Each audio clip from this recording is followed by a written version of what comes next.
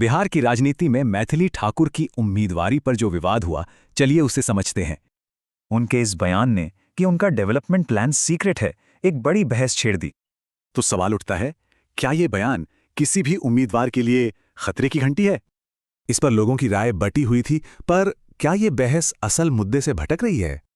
देखिए, बहस ज्यादातर उनके सिंगर होने या उनकी पार्टी पर होती है, काबिलियत पर नहीं।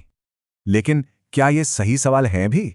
शायद फोकस उम्मीदवार की बैकग्राउंड पर नहीं, बल्कि सोच पर होना चाहिए। और यहीं पर बात आती है साइंटिफिक टेम्परामेंट की, जो किसी भी लीडर का असली टेस्ट है। मतलब ये डिग्रियों के बारे में नहीं है, ये एक खास तरह की सोच के बारे में है।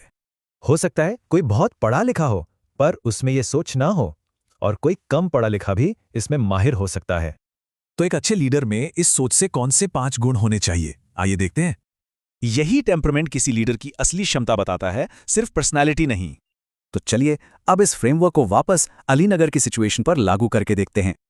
अगले 5 साल में किसी भी उम्मीदवार का असली टेस्ट इन्हीं मुद्दों पर होगा। असली सवाल यही है, क्या इन क्षेत्रों में वाकई कोई तरक्की होगी? बैकग्राउंड या पार्टी से क्या फर्क पड़ता है? तो मुद्दा उम्मीदवार नहीं बल्कि नतीजे हैं। एक लीडर की सफलता तो काम से ही मापी जाती है। ब्लूप्रिंट भले ही सीक्रेट हो, पर रिजल्ट्स वो तो सबके सामने होंगे।